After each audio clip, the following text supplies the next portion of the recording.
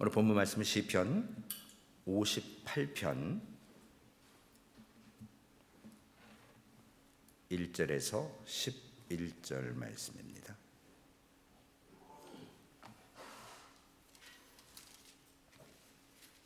시편 58편 1절에서 11절 말씀, 우리 다 같이 함께 말씀을 읽겠습니다. 통치자들과 너희가 정의를 말하거늘 어찌 잠잠하냐? 인자들아, 너희가 올바르게 판결해야 하거늘 어찌 잠잠하냐? 아직도 너희가 중심에 악을 행하며 땅에서 너희 손으로 폭력을 달아주는도다.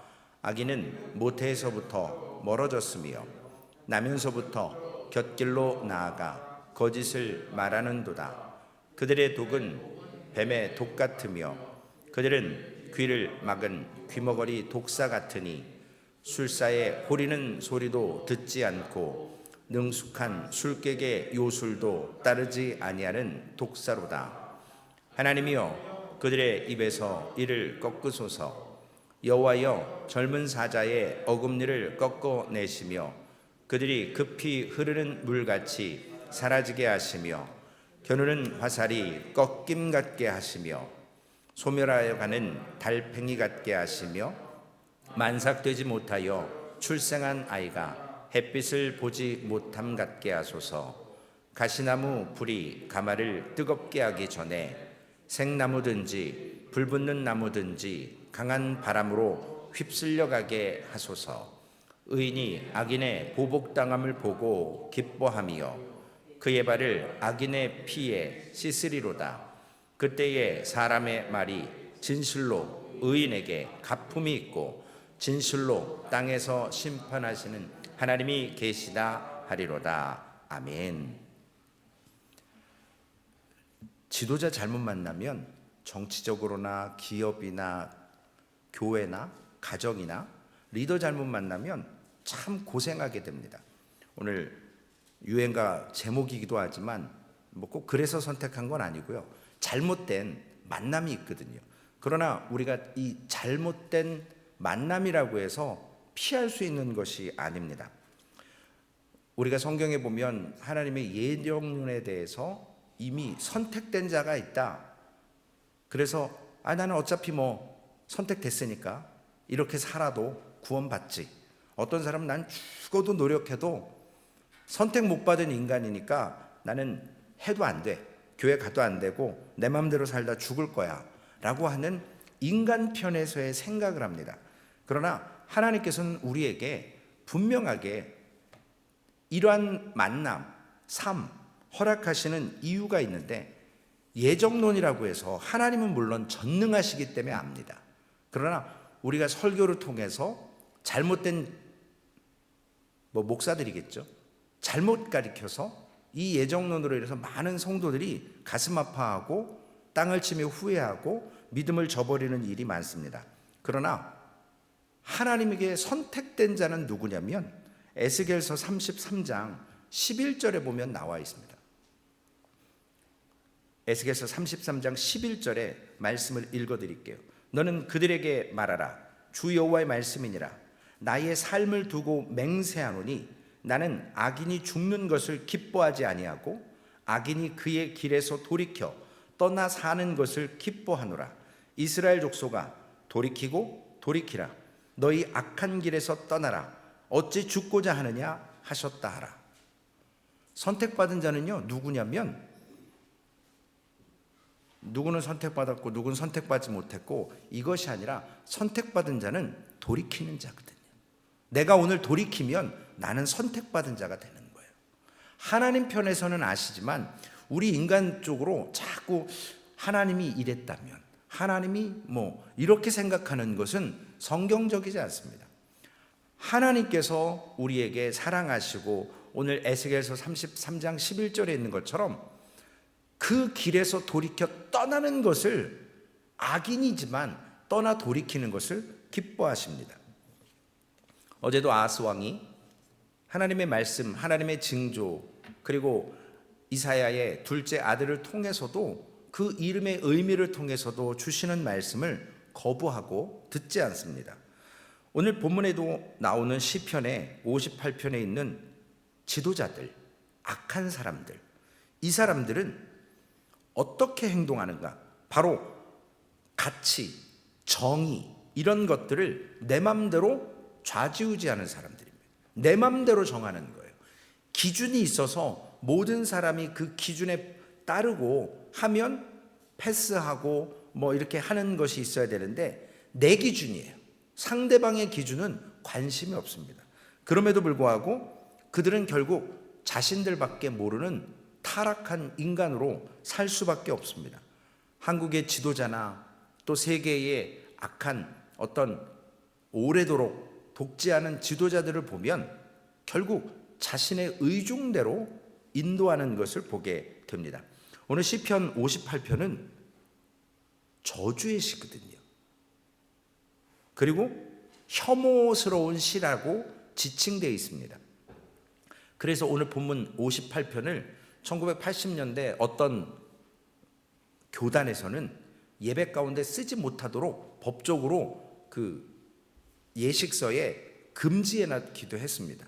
그럴 정도로 이 불의한, 거짓, 잘못된 지도자들의 향한 저주의 시기 때문에 예배 가운데 쓰지 못하도록 했던 경우도 있고, 또한 이러한 지도자들이 끊임없이 정치 지도자나 목회자들이나 어떤 기업의 회장이나 리더들, 그들에게 따라오는 끊임없는 추문들이 있습니다. 권력을 가졌고 물질을 가졌고 그 다음에 이러한 추문을 통해서 결국 그들은 자신들뿐만 아니라 그 지도자의 자리에 있으면서 주어진 권력을 다른 사람들을 삼키고 다른 사람들을 컨트롤하고 또 악하게 하는 일들을 통해서 우리가 때로는 믿음 생활 가운데, 세상 가운데 지도자 잘못 만나서 어려움을 겪는 일들이 있습니다. 오늘 본문의 구조를 보면 1절부터 5절까지는 잘못된 지도자들에 대한 비판이 나옵니다. 그리고 6절에서 9절까지는 하나님께 이러한 지도자들에 대한 하나님의 정의가 무엇인지에 대한 기도가 나오고, 이제 10절에서 11절은 결국 이러한 잘못된 지도자들에 대한 하나님의 심판에 대한 선언, 확신, 이러한 내용으로 세 부분으로 구분이 되어져 있습니다. 먼저 1절에서 5절까지의 말씀에 보면 잘못된 지도자들을 향해서 비난하는데, 오늘 1절 말씀, 통치자들아 그랬습니다. 너희가 정의를 말해야 하거늘 어찌 잠잠하냐. 올바른 걸 얘기해야 될 통치자인데 원어에 보니까 잠잠하다라는 뜻의 엘림만 기록되어 있습니다. 앞에 통치자는 없고요. 이 통치자들은 우리가 얘기하는 지도자들이겠죠.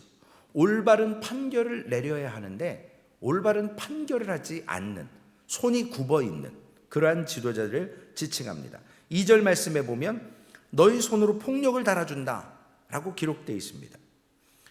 이것을 우리말 성경에 보니까 너희 손은 땅에서 폭력의 수위를 가늠하고 있다 라고 이야기하고 있습니다. 이 말은 뭐냐면 악한 지도자들은 그들이 선택하고 결정하는 일이 무엇이냐면 폭력의 수위를 조절하는 것이지 선하다 악하다 하는 것을 결정하는 게 아니라는 거예요.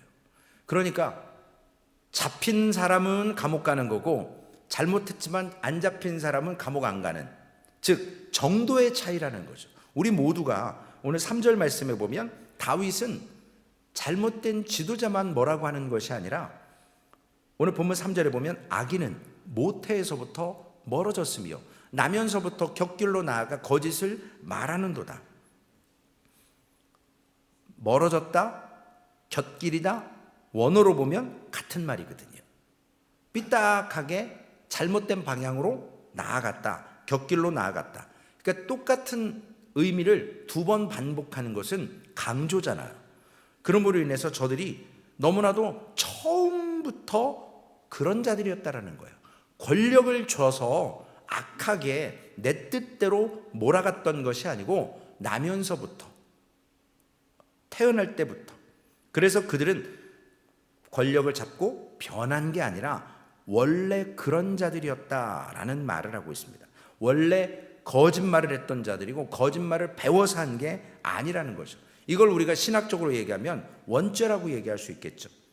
5절 말씀에도 보면 악한 지도자들의 문제만이 아니라 다윗 자신도 내가 죄악 중에 출생하였으며 시편 51편 5절에 기록을 하고 있습니다. 어머니가 죄 중에 나를 잉태하였다라고 자신도 이와 같은 원죄를 갖고 있고 죄인임을 고백합니다. 이것이 뭡니까? 다윗과 잘못된 지도자들의 차이는 뭐냐면 결국 성질, 종류 이런 것에서 차이 나는 것이 아니고 하나님 앞에서 악을 행하는 그 정도의 차이라는 거예요. 죄를 더 많이 짓느냐 적게 짓느냐 그 차이뿐이라는 것입니다.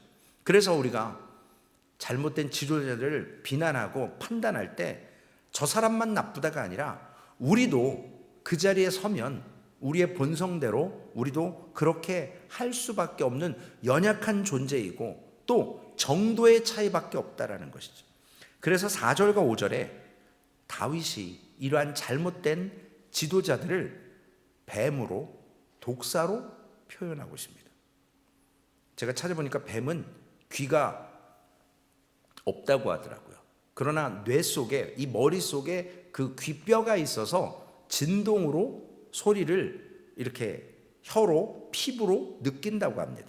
오늘 본문에도 있는 말씀처럼 귀를 막은 귀머거리 독사 같으니 다윗이 과학적으로 이런 걸 알고 썼는지 모르겠지만 물론 하나님이 아시고 주셨겠죠. 술사의 호리는 솔리도 듣지 않고 능숙한 술객의 요술도 따르지 아니하는도다. 여기서 얘기하는 살모사 혹은 살무사 같은 말입니다. 코브라죠. 뱀에 물리면 죽습니다. 치명적인 독을 가진 거예요. 그런데 이러한 독을 가진 코브라나 살무사, 살모사를 악한 지도자로 비유하고 있습니다. 그런 거 보신 적 있으시죠? 인도나 이런 데 가면 바구니 안에 뱀 집어넣고 막 사람이 피리 불면 뱀이 막 이렇게 해서 막 하잖아요. 근데 거기에 춤을 추고 반응하는 게 아니라 공격하는 자세라는 거예요. 잘못하면 물려 죽는다는 거죠. 그렇기 때문에 이러한 모습을 통해서 결국은 어제의 우리의 말씀과 같이 우리가 하나님의 날개 그늘 안에서 이 풍파를 지나갈 때까지 숨어 있어야 되는 것처럼 피해야 되는 것처럼 하나님의 통제권 안에 있어야 된다는 거예요. 하나님의 컨트롤 안에. 하나님이 주시는 물이 아니라 세상의 물결로 세상의 풍우나 세상의 바람 이런 것들을 좋아하는 그런 사람의 습성 때문에 우리가 정말로 하나님의 통제권 안에 있어야 되는데 이런 뱀, 독사, 우리의 통제권 안에 있지 않다라는 것입니다. 다윗이 좀 더 심하게 이야기했던 사람을 뱀으로 독사로 제가 한번 말씀드린 것 같아요. 제가 전에 교회에 이렇게 있으면서 하도 장로님들하고 치고받고 싸우고 말도 안 되는 짓거리들을 하는 모습을 보면서 제가 정말로 나이는 80대고 막 그러셨지만 정말 어떻게 보면 어떻게 사람이 저렇게 자기 판단만 할까. 그래서 저는 물론 저도 잘못이 있죠. 버르장머리가 없는 거죠. 나이 어린 목사가 담임도 아니면서 제가 당회하고 막 이렇게 하면서 너무 힘들어가지고 메시아닉 리더하고 얘기하면서 그런 얘기를 했어요. 목회가 이렇게 힘든지 나 진짜 하면 할수록 더 힘들다. 진짜 목회가 힘든 것 같다. 사람과의 관계가 너무 힘들다. 그랬더니 목사라고 안 해요. 거긴 브라더리라고 그러는데 그분이 저한테 패스터 뱀의 대가리를 잘라야 돼. 딱 그 얘기를 하는 거예요. 그래서 제가 그래 그 말이 맞아. 그래서 제가 카톡에다가 영어로 뱀의 대가리를 잘라야 된다라고 딱 써놨어요. 그 다음 주에 난리가 났습니다. 아니 왜 제 카톡을 그렇게 보시냐고요. 저는 그래서 지금 카톡에 사진, 글씨 안 바꿔요. 그날 이후로 안 바꿔요. 저한테 와가지고 자기 남편 뱀 대가리라 그랬다고 소문을 내갖고 저를 얼마나 피곤하게 하는지 제가 그날 이후로는 카톡을 건드리질 않습니다. 경험이 생긴 거죠. 세례 요한도 마태복음 3장 7절에 너무나도 심한 말처럼 얘기한 내용이 있습니다. 요한이 많은 바리새인들과 사두개인들이 세례 베푸는 대로 오는 것을 보고 이르되 독사의 자식들아, 누가 너희를 가르쳐 임박한 진노를 피하라 하더냐. 이거 이렇게 부드럽게 나이스하게 얘기했을까요? 아주 그냥 눈에 막 레이저 나가면서 막 그냥 침 튀기면서 얘기했겠죠. 독사의 자식들아 막 이래가면서요. 마태복음 23장 33절에도 예수님께서도 바리새인들을 향해서 뱀으로 비유한 적이 있습니다. 마태복음 23장 33절, 뱀들아, 독사의 새끼들아, 너희가 어떻게 지옥의 판결을 피하겠느냐. 잘못된 리더들의 모습을 이렇게 지적했고, 마태복음 12장 34절에도 또 있습니다. 독사의 자식들아, 너희는 악하니 어떻게 선한 말을 할 수 있느냐. 이는 마음에 가득한 것을 입으로 말함이라. 그러니까 오늘 다윗이 이야기하는 뱀의 비유가 비단 나쁜 것만은 아니죠. 물론 다윗이 시작했고 예수님과 요한과 이런 마태들이 그런 비유를 같이 했습니다. 이러한 잘못된 지도자들에 대한 비난이 이제 5절까지 있고요. 6절부터 9절까지의 말씀은 우리가 이런 리더들을 사실은 우리가 뽑은 경우도 있고 사람들이 결국은 세운 거 아닙니까? 물론 하나님이 세운 거지만 정치 지도자들이나 이러한 어떤 모습들은 결국 우리가 어떻게 할 거냐는 거죠. 우리가 할 수 있는 건 뭐냐는 거죠. 뭐 세상적인 방법처럼 뭐 대통령을 하야시켜야 되고 뭐 이렇게 탄원서를 내서 어떻게 해야 되고 뭐 그런 것도 있지만, 다윗이 오늘 이야기하는 것은 우리에게 성경적인 가르침은 뭐냐면 우리는 분명히 기도할 수 있다는 거거든요. 이런 믿음을 가져야 되는 것이죠. 6절 말씀에 보면 그들의 일을 꺾어야 되고 젊은 사자의 어금니를 꺾어달라고 기도하고 있습니다. 강력한 악력과 힘을 가졌고 치아를 가졌는데 그러한 부분들을 꺾어달라고 기도하는 거죠. 왜 꺾어달라고 합니까? 그들의 권력을 무력시키고 그들의 능력이나 이런 것들을 제거해달라는 거예요. 그 사람을 죽여달라는 것이 아니라 하나님이요, 그들의 입에서 이를 꺾으소서, 여호와여 젊은 사자의 어금니를 꺾어내시며 그들이 가진 힘, 그들이 물리적으로 가해할 수 있는, 위해할 수 있는 능력들을 제어해달라고 기도하는 것입니다. 그래서 다른 사람들에게 그 능력을 써서 어려움 당치 않도록 다윗은 기도하고 있습니다. 7절 말씀에도 보면 겨누는 화살이 꺾임 같게 하시며, 화살은요 날카로워서 치명상을 입히거든요. 그것이 목표물에 닿을 때 너무나도 어려움을 주거든요. 그러니까 이러한 계획과 방법들, 7절 상반절에 보면 그들이 급히 흐르는 물같이 사라지게 하시며, 어제에도 물이 나왔었죠. 시냇물처럼 나오는 하나님의 말씀이 아니라 세상의 급류를 끌어다가 자신들의 원하는 대로, 하나님의 때가 아닌, 오늘 본문 말씀에도 급히 흐르는 물처럼 세상을 잠식하고 지도자들의 잘못된 그러한 모습들을 하나님께 다윗이 기도하면서 그 물들을 사라지게 해달라고 합니다. 겨누는 화살이 꺾어지게 하고 짐승의 날카로운 강력한 이가 빠지게 해달라고 기도하는 겁니다. 또한 8절 말씀에 보면 소멸하여 가는 달팽이 같게 하시며 만삭이 되지 못하여 출생한 아이가 햇빛을 보지 못함 같게 하소서라고 두 가지를 비유하고 있습니다. 이 달팽이가요, 그 껍질이 없으면 금방 이렇게 드라이 돼서 죽지요. 마찬가지로 어린아이도 지금은 뭐 6개월, 5개월 미숙아로 태어나도 인큐베이터 들어가서 건강하게 사는 친구들 많거든요. 그러나 다윗 시대만 돼도 이런 미숙아들은 거반 죽었을 거예요. 왜냐하면 이미 태어났는데 어떻게 보호할 그러한 장치가 없지 않습니까? 그래서 이러한 비유를 통해서 살 가능성이 없는, 즉 불의하고 악한 그러한 지도자들이 이렇게 되게 해달라고, 그들의 만행이 스탑되게 해달라고, 멈추게 해달라고 다윗은 기도할 것을 제시하고 있습니다.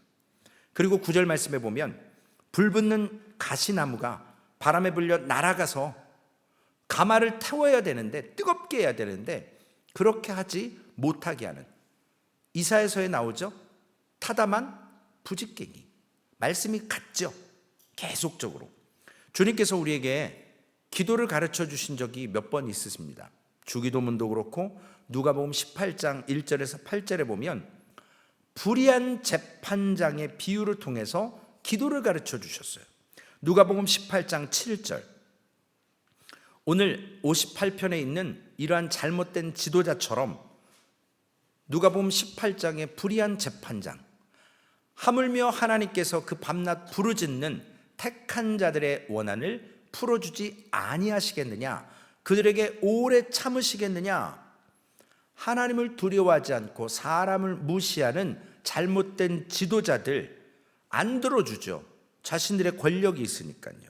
그러나 과부의 이 간청이 너무나도 번거롭기 때문에 어쩔 수 없이 들어준다라는 거예요. 귀찮으니까요.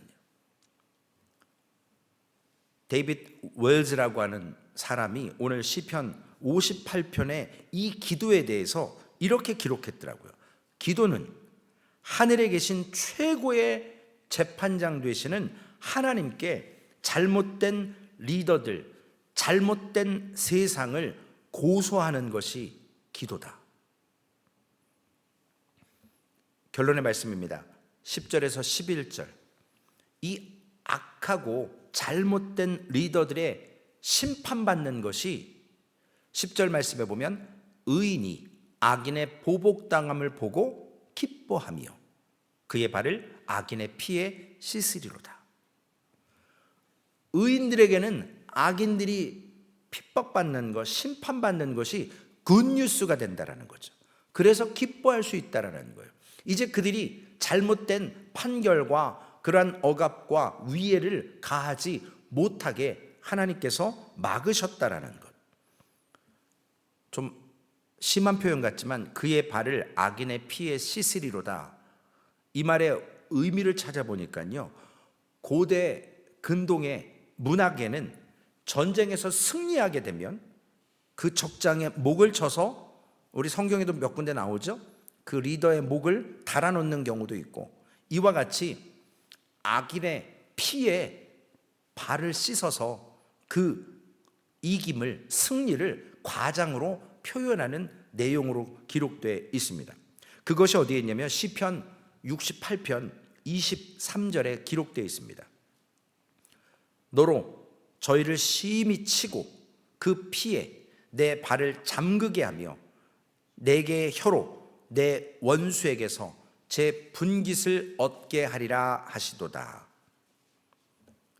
당시에 있었던 그러한 표현들을 차용해서 다윗이 기록했습니다. 결론의 말씀이죠. 11절 말씀, 그때 사람의 말이 진실로 의인에게 갚음이 있고 진실로 땅에서 심판하시는 하나님이 계시다 하리로다. 하나님이 계시다라는 겁니다. 다윗의 결론은 이거예요. 하나님이 계시기 때문에 불의하고 악하고 위해하는 이런 잘못된, 자기가 정의를 바꾸고 가치를 바꾸고 자기의 기준에서 통치하는 이러한 잘못된 지도자들, 이 악한 사람들, 그들에게는 하나님의 정의로 하나님이 계시기 때문에 하나님께서 반드시 하나님의 통치로 정의를 세상에 베푸실 것이라는 것. 이것이 의인들에게는 위로가 되는 것이고 리워드 되는 거죠. 보상이 되는 거죠. 오늘 11절 말씀은 다윗이 개인적으로 잘못된 리더들에 대해서 반드시 이에는 이, 눈에는 눈, 이걸로 갚아달라는 것이 아니라 하나님의 정의가 이 땅에 실현되기를 기도하는 것으로 봐야 합니다. 우리가 잘못된 독재하는 지도자 바꿔달라고 물론 탄원해야 되지만 하나님 앞에 믿음의 사람들은 그 잘못된 위정자들을 위해서 기도해 줘야 되거든요. 저는 모르겠습니다. 정치 얘기는 별로 좋아하지 않지만 한국에 무슨 기독교당이 있고 막 이런 거 하는 거 보면서 정말 저렇게 해야 될 것인가? 성경을 읽는 성도라면, 목사라면 왜 정치에 저렇게 목을 메고, 하나님 앞에 목을 메야 되는데 사람 앞에, 리더 앞에, 보이는 지도자 앞에 기도해 주면 되거든요. 하나님, 그 악함이 멈추게 해달라고, 하나님의 정의가 세워지게 해달라고 우리는 깨달아야 됩니다. 제가 전에 한국에 있었을 때 그 교회도 사이즈가 있었던 교회라 선거철만 되면 정치인들이 와요. 그러면 예배 시간에, 광고 시간에 목사님이 광고해 줘요. 누구 오셨다고, 누구 오셨다고. 예배 끝나면 길 앞에 쫙 도열해 가지고 한 표 부탁한다고 그러고. 정치 때만 되면 그래요. 그래서 저희가 불만이었어요. 교육자들이. 야, 우리 목사님 이제 은퇴해야 될 때 됐다. 죄송합니다, 목사님한테. 막 젊은 목회자들이 막 화가 났어요. 아니, 왜 저렇게. 심지어는요, 같은 교회에서 구의원 2사람, 시의원 나와가지고요 치고받고 싸우는데 정말 볼만합니다. 교회가요 결국은 쪼그라들더라고요. 지금은 이 방송도 들을 텐데 한 500명도 안 모인대요. 그래서 제가 그래, 저렇게 자자손손 대를 이어서 세습하고 저렇게 쪽쪽쪽쪽 빨아먹고 성도들은 갈급해서 말씀을 갈급해가지고 힘들어하는데 아무렇지도 않아요. 왜냐? 가진 게 너무 많거든요. 돈이 너무 많아요. 교회 땅하고 자기 땅하고 바꿔서 건물 짓지라는 이제 너무나도 많아요. 그러고도 잘 먹고 잘 살아요. 왜냐하면 그 가족 뭐가 있어요. 주님께서 우리에게 주신 기도 제목이 있지 않습니까? 아버지의 나라가 임하게 하옵소서. 우리가 믿음으로 산다라는 건 진짜 잘못된 이러한 만남 속에서 적용해야 될 건 뭐냐면, 사실은 세상은 공정하지 않아요. 공정하지 않습니다. 정의가 온전하게 실현되지 않아요. 그럴 때 우리 믿음의 사람들이 하나님 앞에 살아갈 때 눈에 보이는 이러한 잘못된 지도자들을 통해서 깨닫는 것이 뭐냐면, 정치를 통해서 결코 하나님의 나라가 이루어지지 않거든요. 하나님의 나라는 하나님께서 이루세요. 하나님의 때에. 에스겔 33장 11절처럼 하나님이 선택한 자는 지금 회개하고 돌아온 자들이에요. 내가 선택받았는지 안 받았는지 걱정할 필요 없어요. 내가 오늘 터닝하느냐는 거예요. 돌아오느냐. 우리 목요일 날 호세아서 말씀에 중요한 슈브라는 돌이킨다, 돌아온다, 그 말, 그게 바로 선택된 자거든요. 오늘 우리가 이 자리에서도 또 회개하고 하나님 앞에 기도하고 바라볼 것은 뭐냐면, 다윗이나 이러한 잘못된 지도자들의 차이는 뭐냐면 본질적으로는 똑같아요. 정도의 차이밖에 없어요. 우리도 그 자리에 서면 그러지 말라라는 법 없거든요. 그래서 조심해야 됩니다. 그래서 우리도 예외일 수 없기 때문에 하나님, 저 사람만 뭐라 그럴 것이 아니라 우리가 오늘 이 땅에 살아가면서 하나님의 말씀 앞에 하나님의 사람으로서 하나님과 우리와의 관계, 사람과 사람과의 관계, 그 가운데서 그리스도인으로 부끄럽지 않도록 눈에 보이는 것만 추구하는 것이 아니라 하나님 앞에 말씀으로 나의 삶의 정체성을 믿음으로 반응할 때, 그것이 하나님 원하시는 길인 것이거든요. 하나님께서 우리에게 진짜 그렇게 말씀하시진 않지만 저는 그렇게 생각해요. 어떤 성도님들이 그런 얘기를 하시더라고요. 목사님, 저는 잘하지 못해서요. 저도 잘 못해요. 우리 다 잘 못해요. 그러나 그런 마음을 가지고 방향을 돌이키면 하나님께서는 어여삐 여겨주시거든요. 그 돌이키는 그 삶이 하나님 앞에 귀하다라는 것입니다. 하나님은 그것으로 재판하세요. 오늘 나의 목적이, 나의 삶이 하나님께로 있는가, 아니면 내가 원하는 세상의 급류로 가는가, 그것을 하나님은 새롭게 하셔서 하나님께 받은 소명, 내가 갖고 있는 이 사명, 이것을 세상 가운데 보상받고 열매로 누리고 다 누리지 못합니다. 다 할 수 없어요.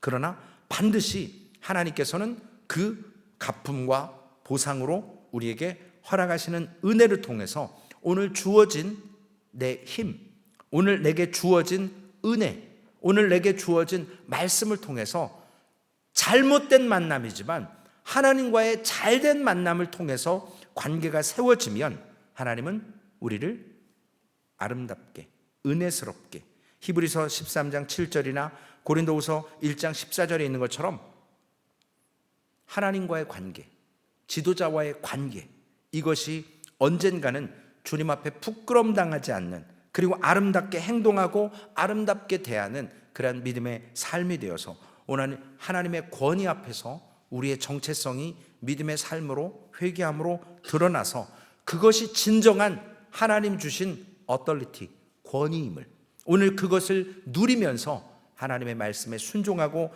따라가시는 그러한 복된 삶이 되시기를 주님의 이름으로 축원을 드리겠습니다. 기도하시겠습니다. 하나님, 심판대 앞에 반드시 믿는 자나 믿지 않는 자나 서야 합니다.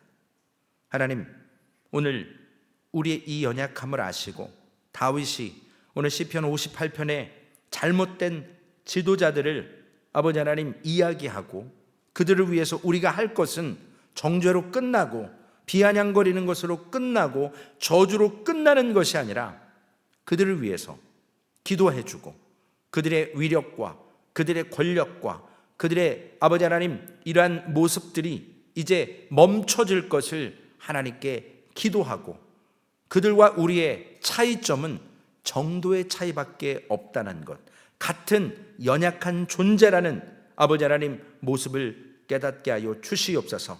그리고 하나님께서 반드시 하나님이 심판하셔서 하나님께서 갚아주시고 하나님께서 보상하실 것을 우리가 믿음의 눈으로 바라보며 오늘도 불의한 잘못된 지도자들을 만났을 때 하나님 우리가 믿음으로 반응할 수 있도록 주님 인도해 주시옵소서.